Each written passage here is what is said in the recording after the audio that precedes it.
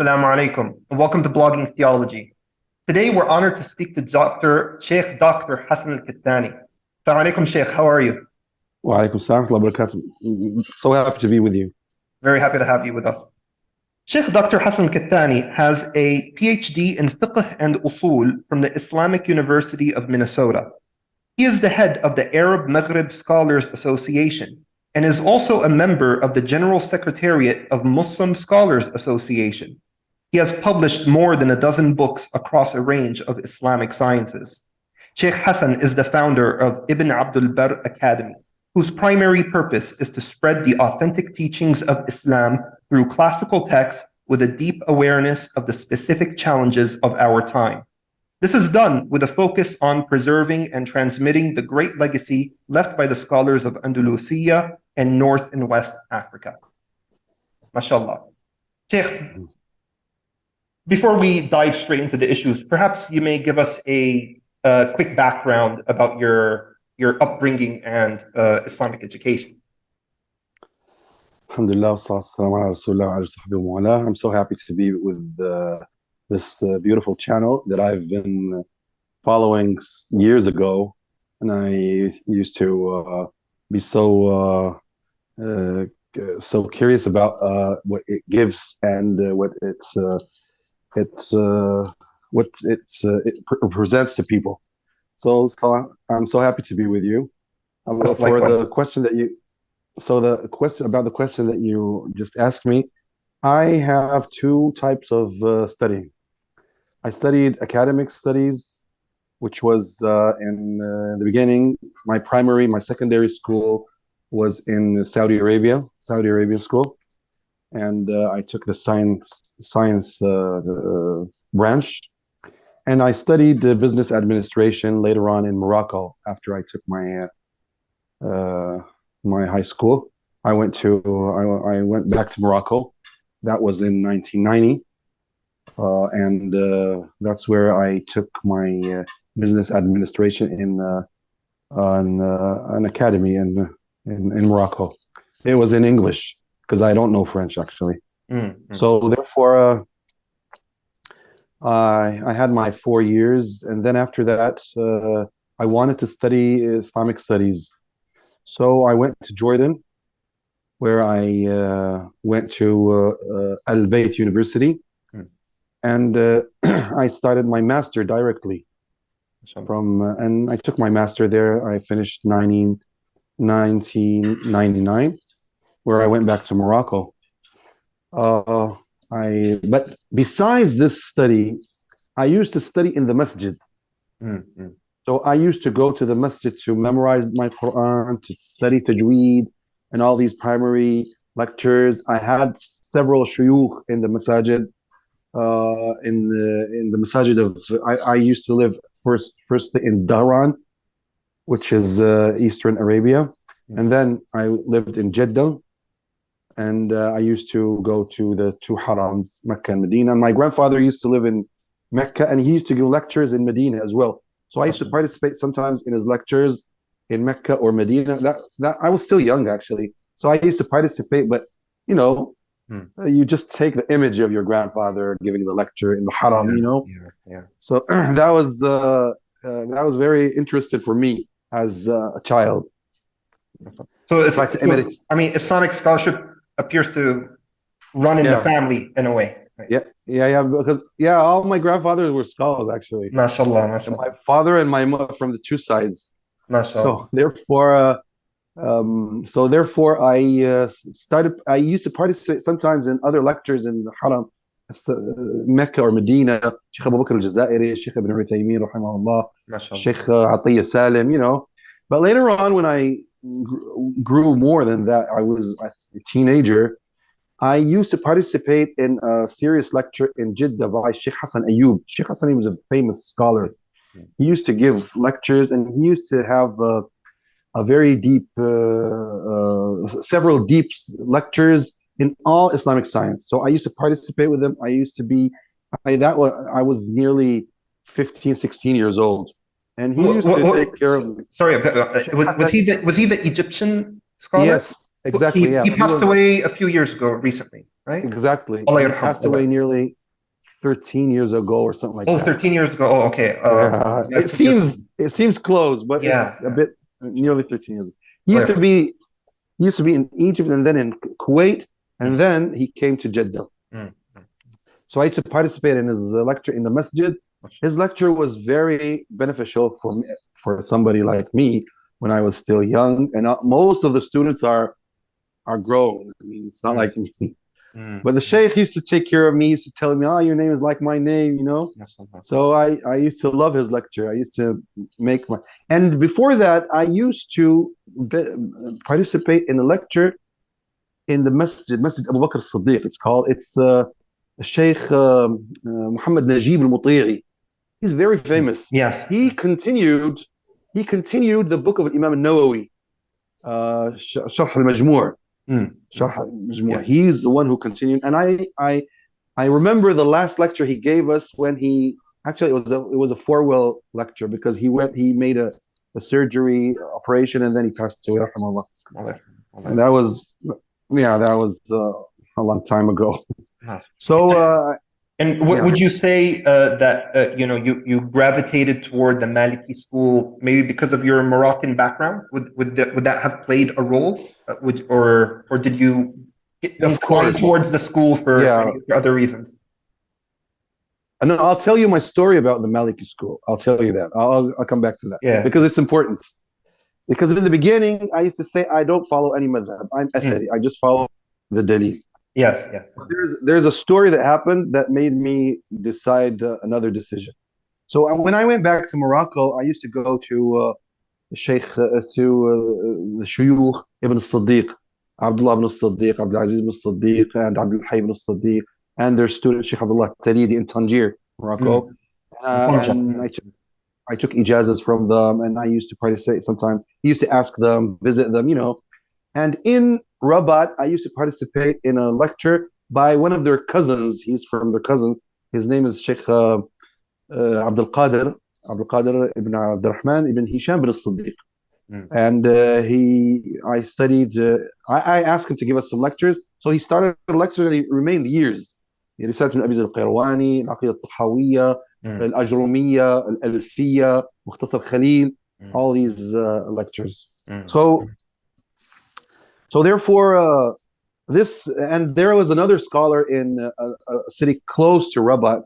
It's called Sali, and there was a scholar there called Sheikh Mustafa Najjar. He's very famous. He was very famous there, and later on he became the head of the scholars of Sali. And I used to visit him in his house and study with him some Islamic studies, fiqh, especially fiqh. So yeah, this is the environment that I studied. Why did I change? What happened? When I went to Jordan and I studied there, I had some roommates from Hadramaut. They were Shafi'is. Yeah. And they used to live in Medina. And they used to study these traditional books, the poems, the booklets about every kind of every branch of Islamic knowledge. So once one of them told me, and he was still young, 17 years old, and I was 20, 24, 25, something like that. So he told me, "You have more knowledge than me." This is what he told me. He said, "You have more knowledge than me, but I'm more stable than you." You see? I said, "Why? Well, how come?" He said, "Because I study the mutun, and every matan we know what is there. But you keep on going here and there and studying this and this. So you have bunch of knowledge, but it's not stable. It's all scattered. It's not, yeah. So he says, when I ask you, you say, well, my madhab is so and so. What's your madhab? And you don't have a specific madhab. You don't have. So therefore, what is my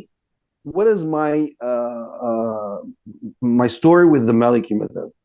When I was still young, I remember I had Risat ibn Abi Zayd al-Qayrawani always with me. I bought one of it, and it was always with me. But because my family weren't so stuck to only one opinion, they were open. Mm, So they used to say we are Malikis, but we are open to the other mm, schools. mm, mm, So therefore, I took this copy and I started putting the dalil ah, besides every branch there. I used to compare it with other books. I was still young here. I was ah, maybe 13, 15, 14, wow, something like that. wow, wow. But I never was stuck to the Malikis. I respect Malikis and other the Madhab, Mm, but I wasn't stuck. But later on, when one of these Yemeni brothers he went to Medina and came back, and he gave me Dur al Bahiyya of Imam Shawkani, mm. and he smiled. He says, "This is a matan in your madhab, which is a new madhab, you mean?" Yeah, I said, yeah. "Okay, that's interesting. I like the book," and I started teaching it to my students. But later on, what did I discover? I discovered that I don't agree about all what he says in that. Yeah. So therefore, I said, why shouldn't I go back to uh, an old school, a big school, an important school More than that one is person. Yeah. yeah, and more than one person, and it's actually a lot, hundreds of scholars worked on it. Yes. So therefore, I decided there to go back to the Maliki school. Yeah. And I started teaching the books from the beginning books, the primary books that usually Moroccan scholars used to teach. And I went until now. I'm like that. So I don't say that I'm stuck to the famous opinion in the Maliki school, Yeah. but I teach the Maliki school. I try to follow what is supported by the Dalil. But when I can't, I don't have time, or I can't go deep. I just follow the mashhur. You Yes. see? Right. Right. Right. Perfect. MashaAllah. Okay. So, it's mentioned that, one of the objectives of Ibn Abdul Barr Academy is to focus on the great legacy of Andalusian and West and North African scholarship, which I take to be referring to the Maliki tradition. So let's go back to his founder. Can you tell us a little bit about Imam Malik and who was he and what traits of his made him one of the most prominent scholars of our Islamic tradition? Okay, now when we speak about Imam Malik rahimahullah, we're speaking about a great Imam that inherited the Medini school. So he's not he didn't find the school. He's Mm, not a founder of the school. mm, He didn't build a school. He didn't create a school. mm, He inherited a school that mm, existed. mm. This school is called the Medini school or the Hijazi school. Besides the Iraqi school or Madrasatu Ahl al-Ra'i in Iraq, Okay. Yeah. which was later on inherited by Imam Abu Hanifa rahimahullah. You see? This school was found by, but was created by Sahaba, and the famous Sahaba are the Khulafa al-Rashidun, Abu Bakr, Umar, Uthman, Ali. But Ali didn't influence the people of Medina. His knowledge went to Iraq.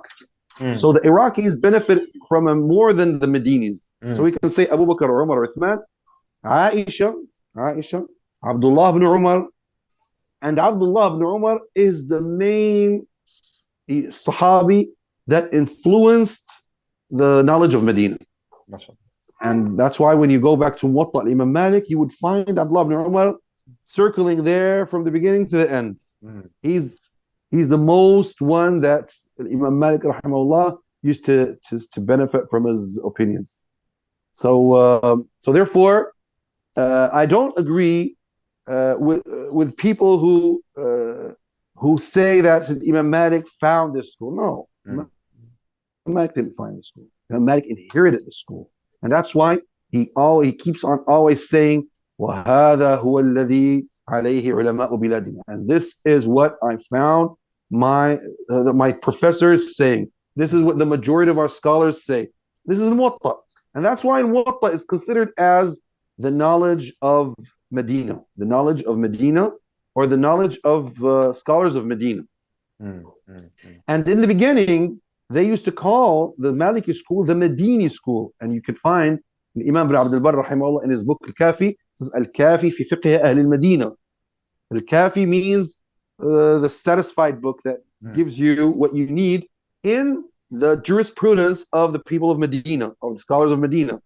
And you know there's a hadith narrated by Imam Tirmidhi and others where the Prophet ﷺ says, يوشك الناس أن يضربوا أكباد الإبل فلا يجد أعلم من عالم المدينة. It is so close that people would travel by camels seeking knowledge, but they won't find more knowledgeable than the Imam of Medina.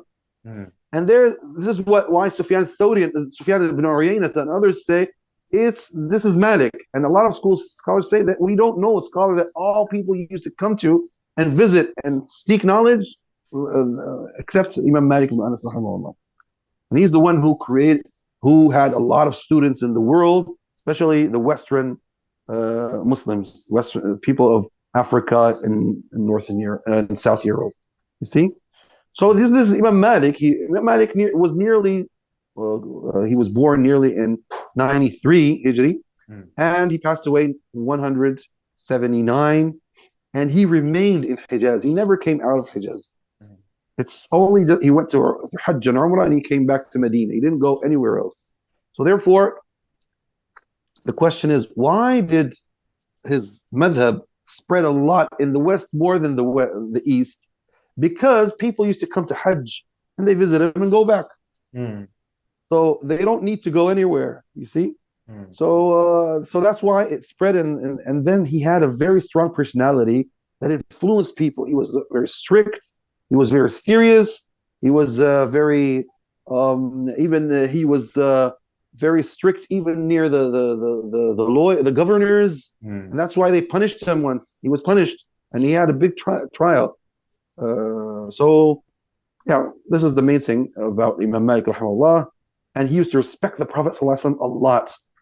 He used to give a big respect. Even they say, according to Imam al-Qadi Iyad in Shifa, that Imam Malik didn't used to go to the bathroom inside Medina. He says, no, this is the land of the Prophet ﷺ. I won't do that. He didn't used to wear slippers in Medina. He says, maybe I would step in a place where the Prophet ﷺ steps. So subhanallah, this is his, and he used to feel emotion when he used to feel it a lot when he recites the hadith of the Prophet ﷺ. He used to respect when he gives lectures about his opinions. It was easy and loose, not loose. I mean, it was easy. But when he used to give lectures about the hadith, he used to be very strict, and he puts this perfume and this incense, the beautiful smell, and bukhur and stuff like that, so that he gives respect to the lecture, you know. And it is said that Imam Malik, once he was giving a lecture, all of a sudden a scorpion came and started hitting him, and he remained there. He didn't change his way of sitting until he finished his lecture, and then he went searching about what happened to him. Rahimahullah wa radiyallahu. Imam Malik was very handsome. He says he has bald hair, blue eyes, and he had a big mustache. He used to say, "It's like Umar ibn Khattab radiyallahu anhu." So he used to, when he gets angry or something, he just he plays with it like this, as Umar ibn Khattab used to do. But that doesn't mean he doesn't trim it here over his lips. So he leaves it from the two sides, and he used to always wear his formal clothes, and people never saw his head uncovered until he was punished by the governor of Medina. So that's the first time they saw him without his turban. Subhanallah. So he was very serious. Rahimahullah, radiallahu anhu. Okay, as you said, the madhab, was more than one person. Several scholars contributed to its development. So perhaps, if you may tell us in brief, who are some of the most important or influential classical Maliki scholars who shaped and developed the madhab to what has eventually become? Well, Imam Malik had great students. some of them focused on hadith and some of them focused on his opinions. So one of his great students was Abdurrahman ibn al-Qasim al-Utaqi, the Egyptian scholar. And he remained with Imam Malik 20 years. He was stuck to him. 20 years, doesn't go anywhere. They say that he left his son as a child in Egypt, and he came back, he's 20 years old. So he never saw him. I don't know. Is this exaggerating? Is it really? I don't know exactly, but this is what they say. So then Abdurrahman al-Qasim was a great Imam. And he had Abdullah ibn Wahb in Egypt. He was a great muhaddith. He had in Medina Ibn al-Majishun. He had Abu Mus'ab al-Zuhri, who was the judge of Medina after Imam Malik. He was the great Imam of Medina. Abu Mus'ab al-Zuhri from the descendants of Abdurrahman ibn Auf radiallahu anhu. And he had other students who came from North Africa, like Ali ibn Ziyad al-Tunsi, who took his Muwatta to North Africa, and Ziyad ibn Abdurrahman Shabatun, who took his Muwatta to Andalusia. And then we have Yahya ibn Yahya al-Laythi, who was the great judge of Cordoba and Andalus, and he came from Andalusia to Imam Malik, and he narrated his Muwatta. Now the more famous Muwatta is Yahya ibn Yahya al-Laythi's Muwatta. He was from a Berber tribe called Masmuda. That's why they call him Yahya ibn Yahya Lassen al-Laythi al-Masmudi. So he's originally Berber. And he spread his knowledge, and he was a great judge there in Andalusia and Cordoba. We have a great Imam who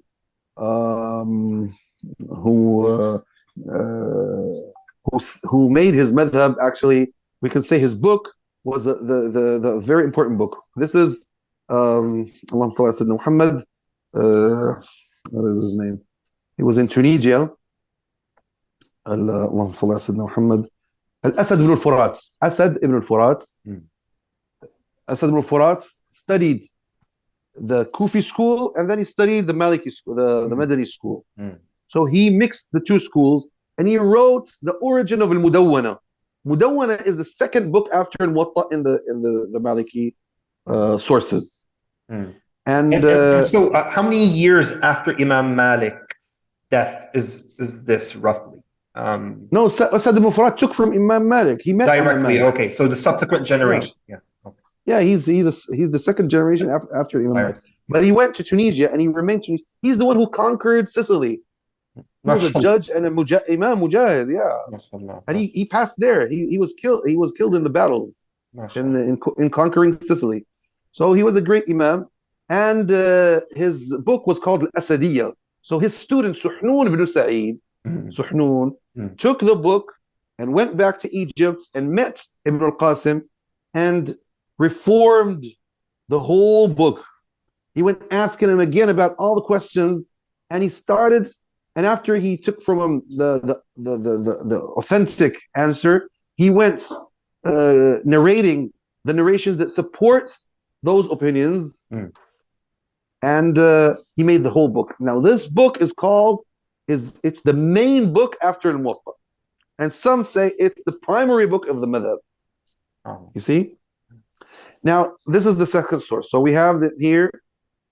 We have the Muwatta of Imam Malik himself. We have Mudawwana of Suhnun. And just to clarify, because a lot of people may think that the Muwatta is only a collection of hadith. I think it's more than that. I mean, Imam Malik is also relaying his opinions, correct? And Imam Malik narrated there 600 narrations from the Prophet ﷺ, and the other 2,000, the completion of 2,000 narrations are from the Sahaba, Tabi'un, Imams, and many of his opinions. Now Al-Mudawwana has 4,000 narrations from the Prophet ﷺ. But it's very book. I mean, 6 volumes, not nearly 6 volumes, and it has the opinions of Imam Malik. He says that he goes like this: I asked Ibn al-Qasim about so and so. I asked, what is the idea of al-Mudawwana? The idea is Asad ibn al-Furat was knowledgeable of the Iraqi jurisprudence. So he went to Ibn al-Qasim and he kept on saying, well, the Iraqis say, what does Malik say? The Iraqis say, what does Malik say? Until he made the whole book. But sometimes Ibn al-Qasim doesn't get it. So he says, well, I think so. I thought something like that. So when he went to North Africa, the people there told him, well, what is this? Instead of giving us authentic knowledge, you came with أظن ورأيت. This doesn't work.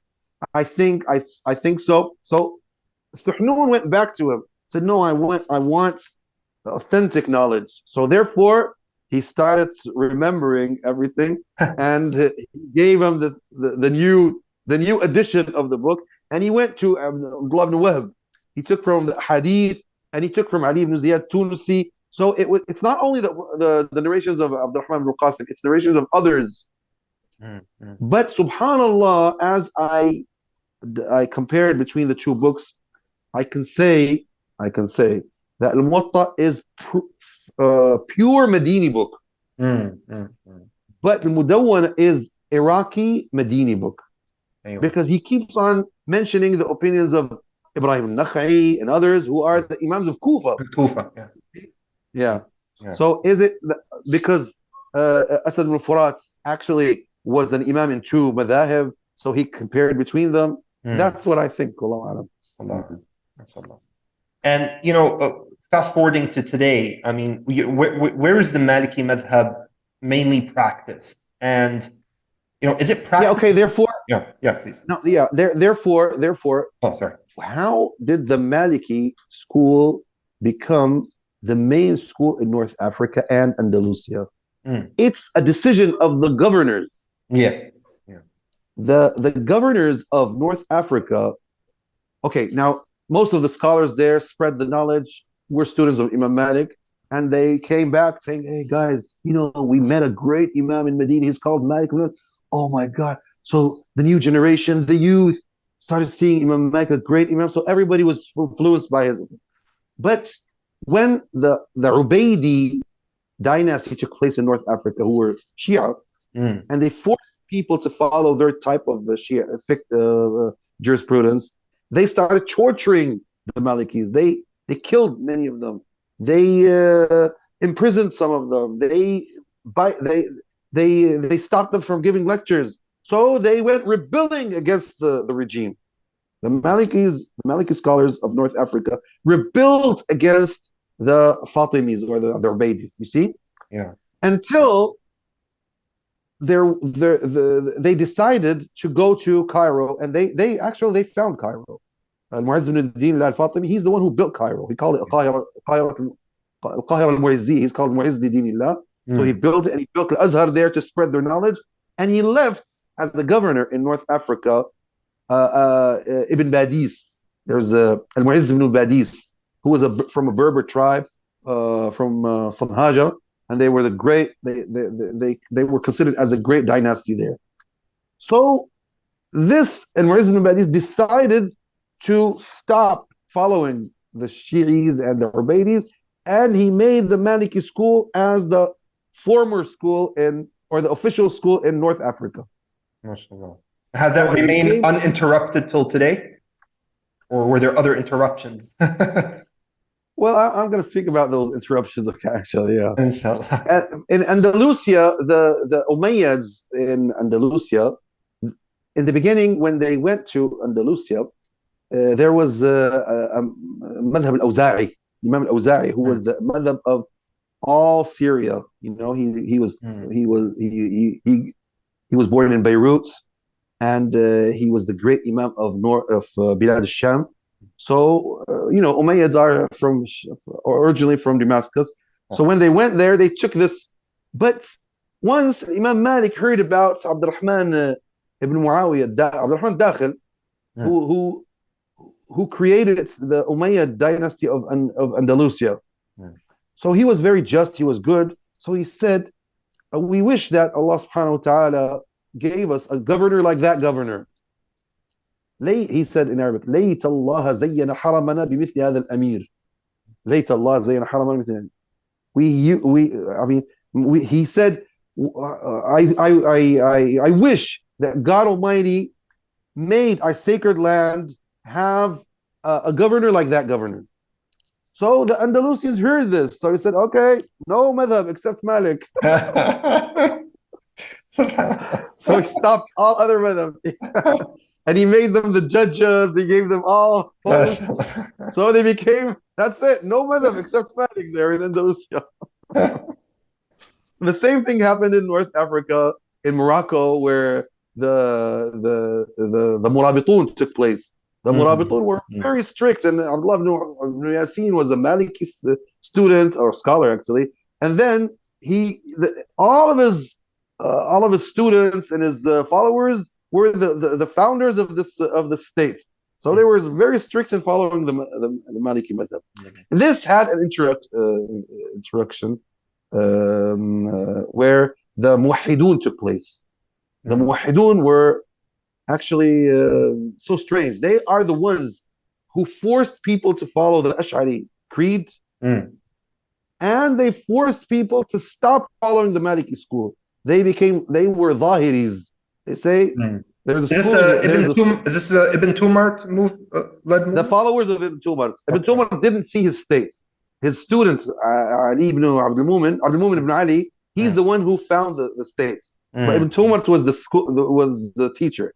So the son of Abdul Mumin ibn Ali, who was known as Yaqub Mansur. Yaqub Mansur, it is said that a scholar called Abu Bakr ibn al-Jadd al-Fihri, he's Andalusian, he came to visit him. So he told him, I've been here since the morning, looking at these books, the Maliki books, Mudawwana and stuff like that. He said, I found them all full of contradiction opinions and stuff like that. He said, no, Sayyidi, I'll show you what does that say. Let's stop there. It's only this, and he showed him the Quran, or this, and he showed him Sunan Abi Dawud as the Sunnah, or this, and he showed him his sword. So the Muwahhidun were very fanatic in this.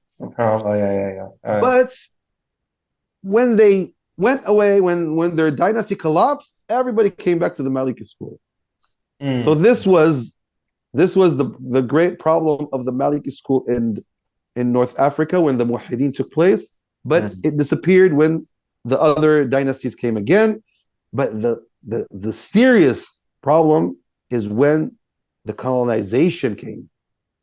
French colonization and Spanish colonization stopped practicing Islamic jurisprudence in the courts and in a lot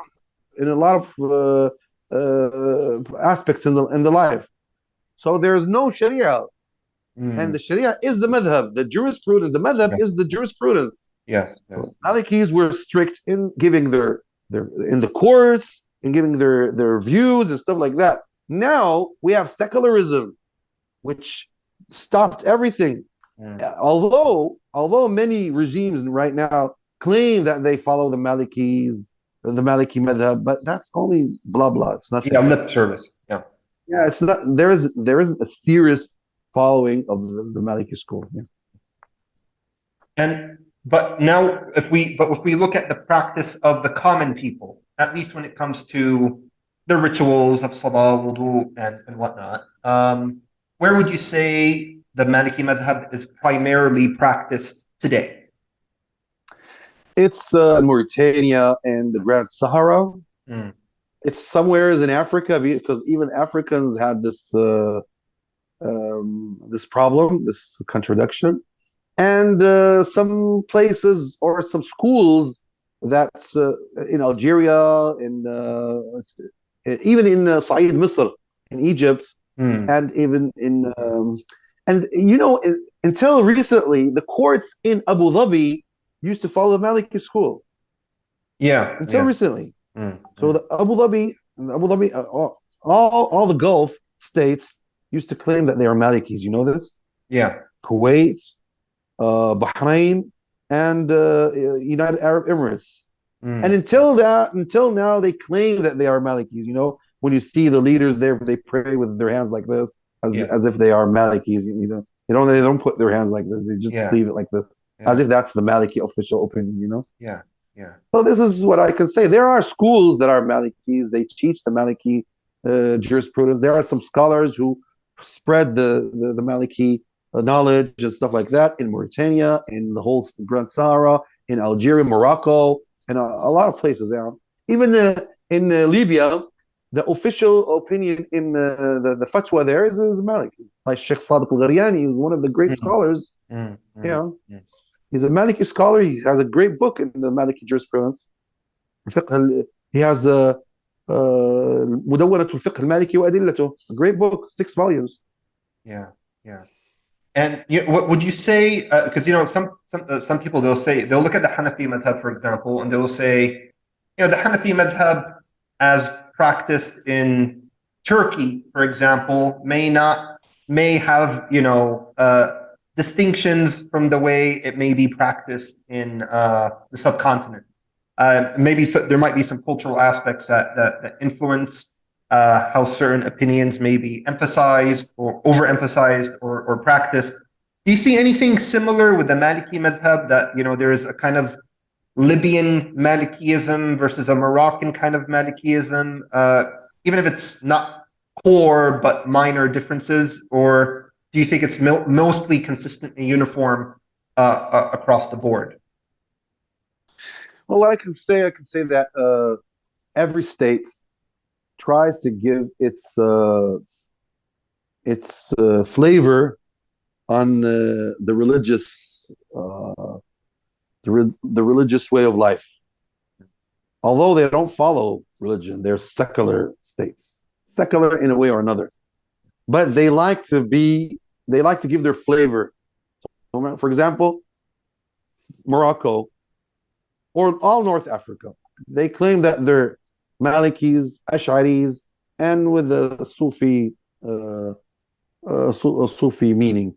The same thing in United Arab Emirates. But are they really Malikis? Do they know? Do they follow the Maliki school? It's the same thing. Our Turkish people, are they really Hanafis?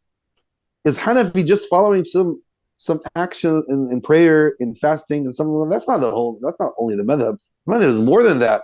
It's a great school, huge school. So you can go to Morocco, you're going to find them praying in the masajid in a Maliki way. For example, they would say assalamu alaikum, only one salam. You can find that. You would find them in a way or another following the Maliki school in some other teachings, like in Hajj, in some opinions.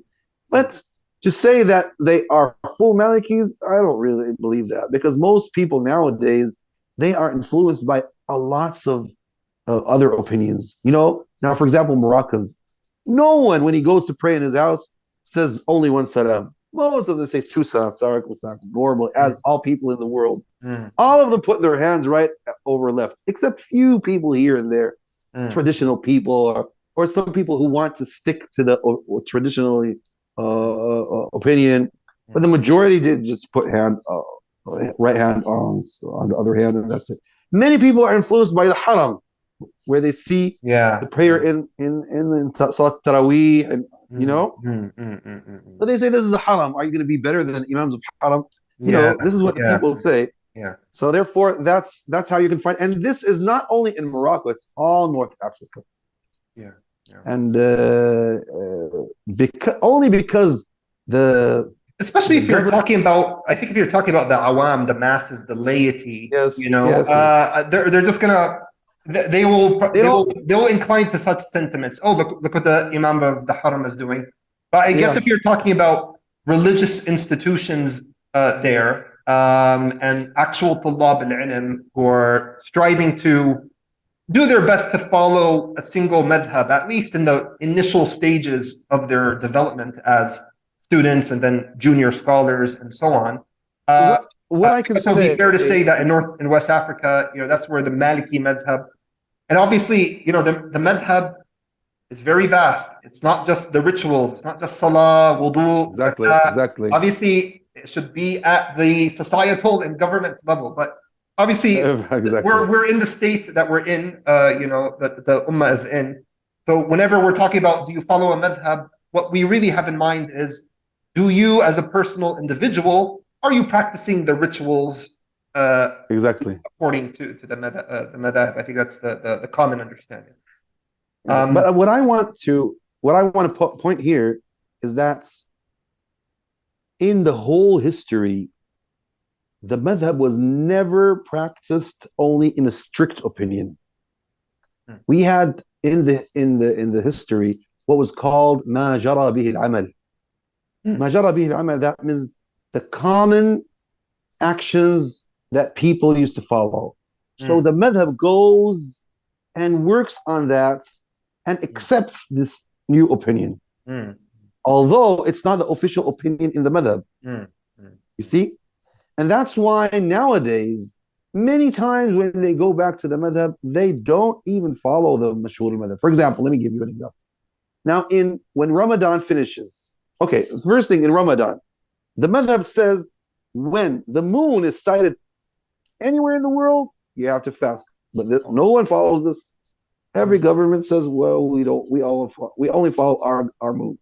Yeah. You see, this is one. Number two, the madhab says that zakatul fitr has to be only you're not allowed to get it only from the food, the grains and the food, common food. You're not allowed to give it as money. But all scholars now say, no, just give it money, no problem. And they go borrowing this opinion from the Hanafis. And nowadays, when they want to reform the family law, they went taken from all types of madhabs. Especially the divorce. The divorce law. Yeah. Yeah. So therefore, they took it even from Ibn Taymiyyah. Ibn Taymiyyah, yeah. Yeah. So therefore, where is the madhab? I want to see this madhab. Where is the madhab? Yeah. And speaking, who would you say are some of the most prominent Maliki scholars who are alive today? Who would you say would probably be some of the most, prominent ones that are solid in terms of knowledge, are authorities in issuing fatwa according to the Maliki Madhab, seen as authorities in that? I can speak about Shaykh Sadiq Al-Gharyani of Libya. He's a great Imam. I can speak about a scholar in Tunisia called Habib Al-Tahir. He has this Fiqh Maliki wa Adillatu, a great book. 2 years ago, a great Imam in Egypt passed away. Ahmad Tahir Rayyan. He was the Shaykh of Malikis in Egypt. But he passed 2 years ago, rahimahullah. I can speak about Al-Allama in Mauritania, Bah. They call him Bah. He's Abdullah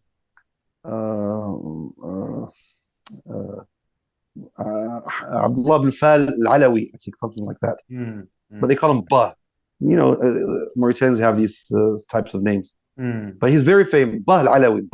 He's very famous. Okay. And he has a great school, Mahdara, called Nabaghiya, and he gives lots of lectures there. And he has a lot of students who are scholars who give lectures there as well. So these are, these are great Malikis and who give lectures, who teach, and who give fatwa according to the madhab, yes. In Morocco, there are, but I don't remember a name that I can say that he's a great scholar and he has great work. This is what I can say. Yeah. Okay. And when we compare the madhabs, especially when it comes to their usul and how they try to prioritize how evidence should be measured and examined, what would you say are some of the unique characteristics of the Maliki madhab compared to the other madhab?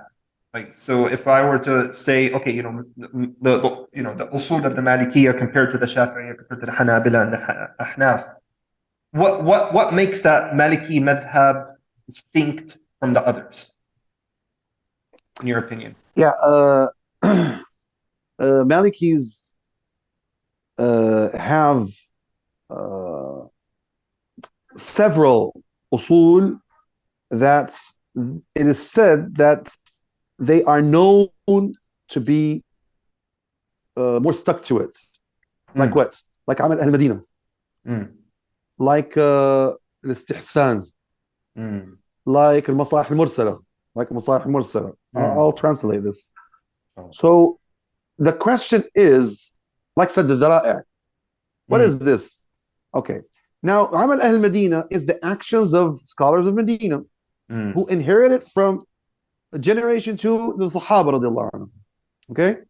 There's one. What is سد الذرائع? سد الذرائع means anything that leads to something wrong or something bad, we stop it from the beginning. We don't do it. Now, what is مصالح المرسلة? The maslaha is anything that you benefit from. So if we have something that's the Sharia didn't speak about, and we don't have any evidence that says that it's not proper, so we don't have something that supports it, nor something that doesn't support it. It's called maslaha mursala, a beneficial that is, mursal means loose. Yeah, It's not loose here in this meaning. Yeah. Loose means it's not surrounded with anything else. It's not prohibited nor obligatory. Yeah. You see? So therefore, now the question is, are these only Maliki usul? Well, Imam al-Qarafi, rahimahullah, who is one of the great Maliki scholars, and he was a genius. He was in Egypt. He has a book in Usul al-Fiqh, and he says that actually they claim that we are the ones who follow these usul, but actually that's not true. All of them follow these usul, but maybe we as Malikis follow them more than others. Because Amal Ahl Medina, all of the Imams, Shafi'i, Ahmad, and others, they agree with Imam Malik in a stage there. Maybe Imam Malik passes a stage. You see? Yeah.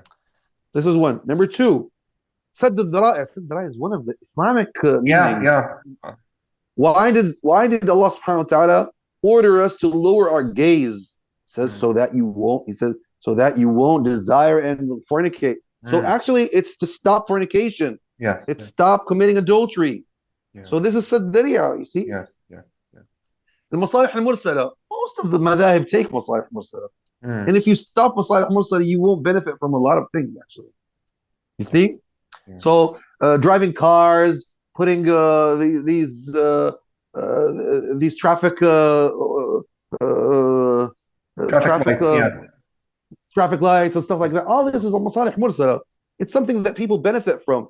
You can't say it's obligatory, nor it's forbidden. It's something that people benefit from.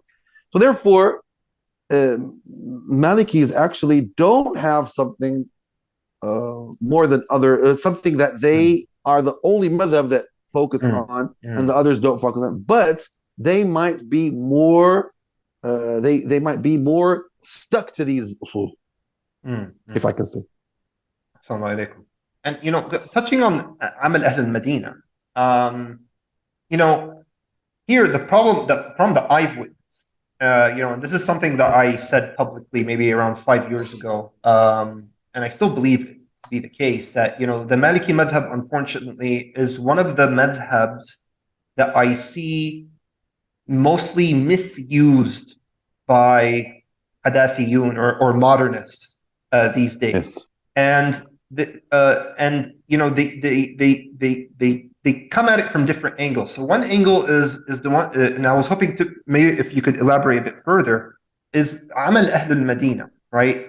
So they would actually come and say that, look, Amal Ahl al-Madina is more important to the Malikis than even the Sahih Ahadith, right? And the people that are using this argument, they themselves are, Quranists. Quranists only follow the Quran, Quraniyun sect, or people who are the kind that like to say we only follow mutawatir hadith, not ahad. Weird groups, right? Yeah. They use this as an argument. Look, even the Malikis recognized that when it came to the ahad hadith, their authority wasn't that great. This is why they preferred Amal Ahl al-Madina over it. And this has confused a number of brothers, Bob, that I know who are not very intimately familiar with the Maliki Madhab and the concept of Amal Ahl al-Madina. So is it the case that, the Maliki scholars, if they see a hadith conflict with Amal Ahl al-Madina, they prioritize Amal Ahl al-Madina over it? Or is there some correct way to understand how they applied this maxim? Okay, now, first of all, when you open a book of Usul al-Fiqh, you will find a lots of scholars from the Maliki scholars who have several opinions about Amal Ahl Medina. What is Amal Ahl Medina that we have to follow? Is it the so-called Al-Amal al-Qadim, the ancient actions of Medina, which was in the last days of Uthman radiallahu anhu? Because Uthman radiallahu anhu, before Uthman, Umar al-Khattab used to prevent people from going out of Medina, scholars. He used to prevent them from going out of Medina because they were his parliament, if we can say. They used to consult him. They used to give him opinions. When he wants a law, when he wants anything, they are the ones who give him that. So if we don't have these scholars, how are we going to deal with the new problems that we have in the States?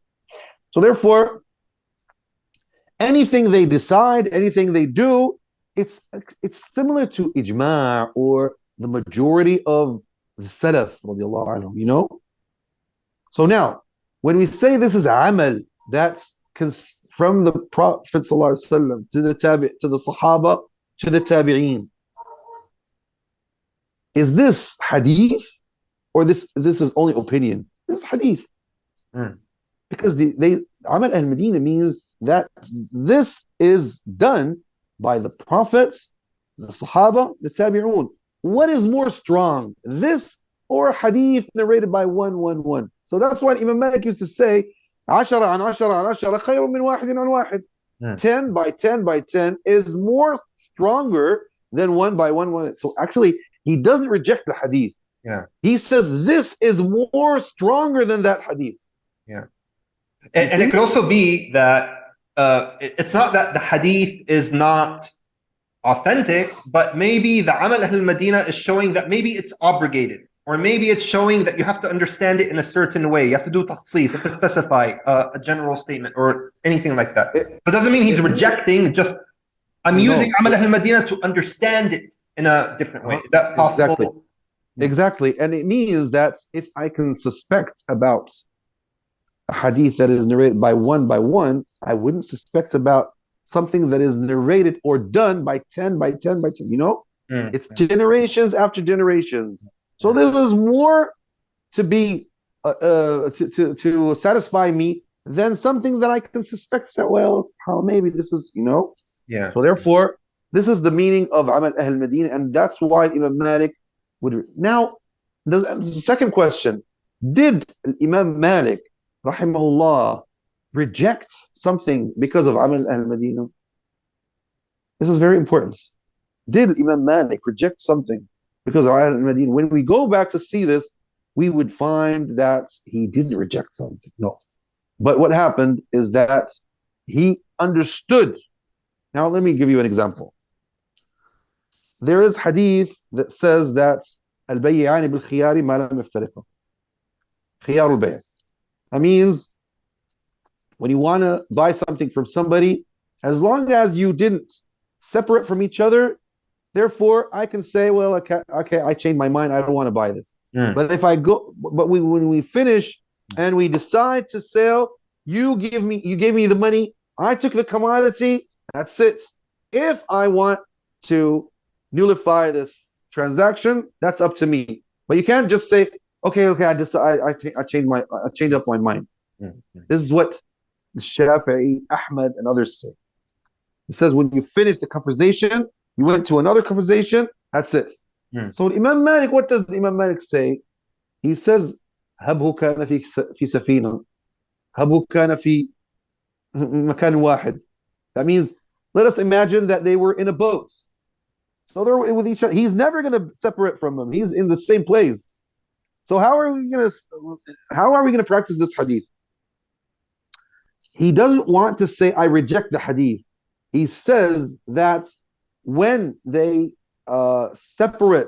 when they get separated by the conversation, not when their bodies get separated. Uh-huh. Did you get that? Yeah. So this is Imam Malik's opinion. He says when they finish the conversation and they go to another conversation, that's it. Okay. The transactions is fulfilled. Okay. So others say, well, Imam Malik rejected the hadith. He didn't reject the hadith.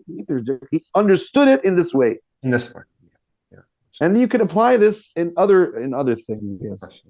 And I was also going to ask you about masalih mursala. It seems to me that you've already kind of answered the question by the way you described it. Because again, this is another area that I see modernists, toying with, to be honest. To the point where they're emphasizing pragmatism, being pragmatic and being practical, and we need to make sure we're looking at this masalih or cost benefit calculus at each time we're trying to make a decision, to the point where they're undermining the nusus, the religious texts from the Quran and Sunnah.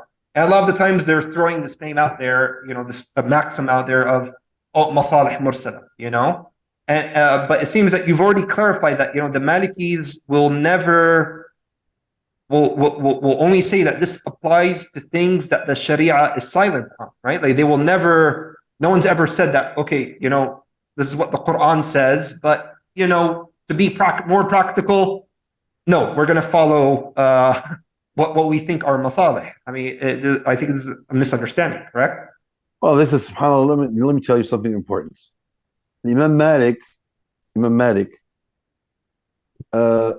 divides his fiqh to two types of branches.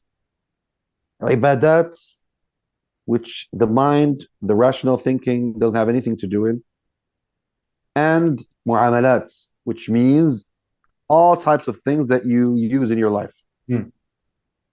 So in the ibadat, there is nothing except following. You just follow, because it's not rational thinking, it's following. So that's where he wrote, Imam Shatibi wrote his book Al-I'tisam.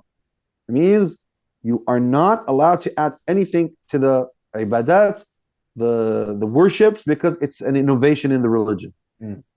Now, when we go back to transactions, to the life, to how to deal, Islam gave us main ideas, main things to do to deal with that.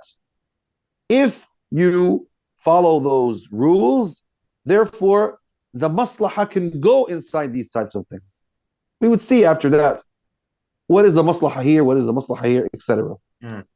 So now these guys don't pay any attention to the text. They consider the text nothing, and they want to go back directly to their minds. Imam Malik never said that. He never said that you go back to your minds and you don't pay attention at all to the text. You see? Yeah. And this is where Imam Shatibi wrote his book Al-Muwafaqat. So sorry to say that Al-Muwafaqat of Imam Shatibi has been understood so bad and so wrong.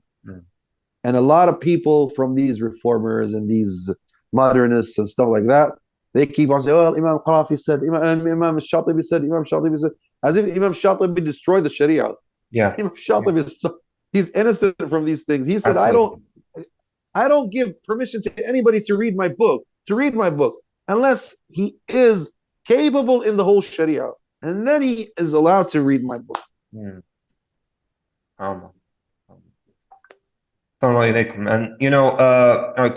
nearing to the close of the session, what advice would you give Muslims, especially English speaking ones, who wish to study the Maliki Madhab? Are there any resources out there for English speakers, or would you say no? You have to learn Arabic first, and then you can go study. No chance for you to follow this madhab without English, or what an English speaker who would like to study the Maliki Madhab, what can he do? Okay, to be honest with you, you can't understand Islam without understanding Arabic. Mm.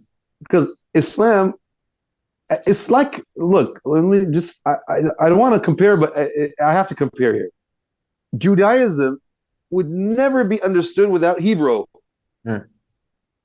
You won't get the main idea by only translations. The same thing, Islam would never be understood properly without Arabic. So therefore, who wants to understand the Quran, he has to know Arabic. Because when you always follow only the translations, you are following an interpretation of the translator. You're not following the text.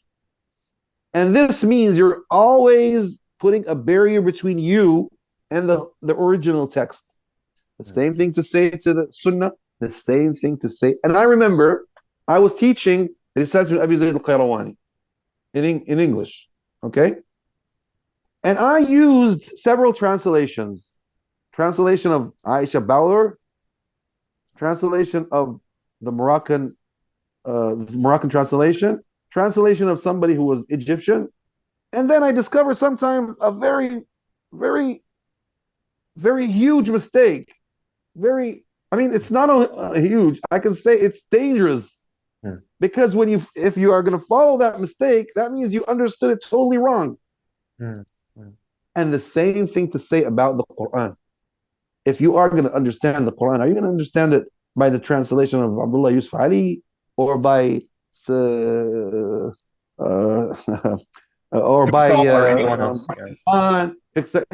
All these translators? Or you need to compare. How are you going to compare? What are you going to do?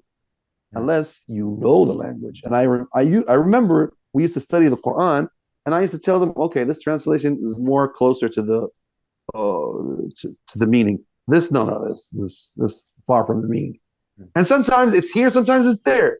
Sometimes this translator gets it, and sometimes the other translator gets it. So therefore, but so that we don't make things difficult for our brothers who speak English, I can say, if you have a scholar that you trust, and he can teach you the primary lectures until you want to study Arabic, or you put it in your mind, actually, you can go start by the primary texts, as we do. There's no shadow of a doubt that if anyone wants to be a serious student of knowledge, that he's going to have to prioritize learning Arabic.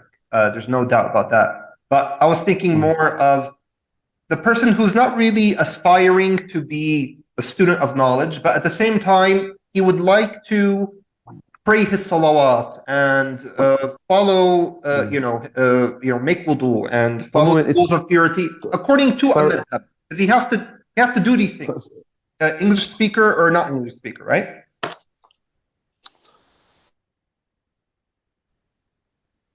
So, basically there are laymen who just want to practice their basic rituals according to a madhab, because these are things that they have to do,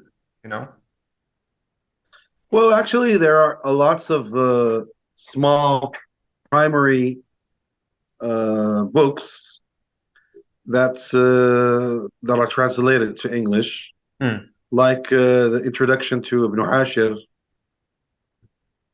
which is the primary teaching of creed and the 5 pillars of Islam, and some morals and manners. So it's a poem, but it's translated. It has a lot of translations in English, not only one translation. I saw several translations, and I taught it in English, actually. So you have this, and you have Al-Ashmawiyya, and you have Al-Akhdari, and I have a commentary on Al-Akhdari, but in Arabic, actually. But it's very interesting because it teaches primary creed and morals, and this is very interesting in the Maliki books. They always give introduction of creed and morals, or they end by morals and they start by introduction of creed, and and after that they enter to the jurisprudence, the how to worship God and how to deal with transactions and all types of life aspects. So you have Risale ibn Abi Zayd al-Qayrawani translated as well. So all these are translated, actually. You have translations. But even translations, you need somebody to teach you the translation. Yeah. And this is even in Arabic, actually. You can't just go follow a book. I remember when I was young, I went to my grandfather and I told him that I read Risale ibn Abi Zayd. I just read it. I said, oh, that's interesting. Now go to Khalil. I went to a bookstore. I bought Khalil. When I opened it, I couldn't understand nothing at all, as if I'm reading another language. So it's written in a way that you can't understand it unless you have a commentary, you have a teacher, you have, So it's not always easy. And then I remember that when we were teenagers in the school, we had a professor, rahimahullah, he passed away now. He was Syrian. And he was a very humble teacher. He used to teach us Islamic studies in the school. So when he passed on something that he thought it's not time to teach it, he said, no, just pass this. Something that he was shy to teach it. I read it, but I couldn't understand it. And I didn't understand it until years and years after that, when I became... So subhanallah, yani, what I want to say, that's if you don't have a teacher and he doesn't teach you things, you either never understand or you misunderstand. If you misunderstand, that's a big problem, actually. Because you go practicing something as if you are sure that that's the right thing. And actually, you're wrong. Yeah. That's why scholars used to say, لا تأخذ العلم من صحفي ولا القرآن من مصحفي. Don't seek knowledge from somebody who sought knowledge from books. I mean, he doesn't have a professor. And don't memorize Quran from somebody who just memorized it from a book without a professor. Great advice, Sheikh. And just to bring this to a close, nothing specific to the Maliki Madhab, but do you have any final words of just general advice to our listeners who are listening to us today? It doesn't even have to be related to this topic. It's general advice that you'd like to give to Muslims. Yeah, what I can say is that our religion started by read. The first word in Islam, first word that was revealed to the Prophet ﷺ is read. So our religion is the religion of knowledge, of seeking knowledge, of giving time to knowledge. So I advise all of my brothers and sisters to give time to the religion. You can't just say I'm Muslim and then you never go studying, you never go seeking knowledge, you never open a book, you never go listen to a lecture, and then when you fall in a problem, you say, well, I wish I had I studied this, or I wish I knew this. So therefore, from the beginning, go study, understand your Quran. How can you be a Muslim without understanding the Quran? You can recite the Quran, but you need to understand the Quran as well. You can understand that you have to understand the Sunnah of the Prophet ﷺ, read the life of the Prophet ﷺ, so that you can raise up your spiritual, your faith. So this is the main thing that I can advise my brothers and sisters. And keep on stuck to your religion. Stand firm on it. And don't open your ears to any of these guys that attack Islam. Never give them time. Because sometimes when you give them time and you're not capable, even I know people who were scholars, or they used to give lectures, shuyukh, and when they went opening their ears to these types of suspicions, they got lost. They lost their religion. They lost their faith. So the one who is serious in following his Islam, he has to be afraid to lose his Islam. And nowadays are the days that the Prophet ﷺ says that there are days coming to you when the man wakes up as a believer, and in the night he becomes a non-believer. The same thing. He says he sells his religion with miserable amount of money. Alhamdulillah. Yeah. Barakallahu fikum, Sheikh, for this, educational discussion surrounding the Maliki Madhab and clarifying some of the popular misconceptions surrounding it. And Jazakallah khair as well for your beneficial advice. Nafa'allahu bikum wa radiya ankum. And I'm confident our listeners will be better educated as a result of this, inshallah. Inshallah, we hope that you'll continue to honor blogging theology with future appearances to discuss other beneficial topics, bi'idhnillah ta'ala. And with that, I would like to part you and our listeners with the Islamic greetings of Assalamu alaikum wa rahmatullahi wa barakatuh. Wa alaikum assalam wa rahmatullahi wa barakatuh.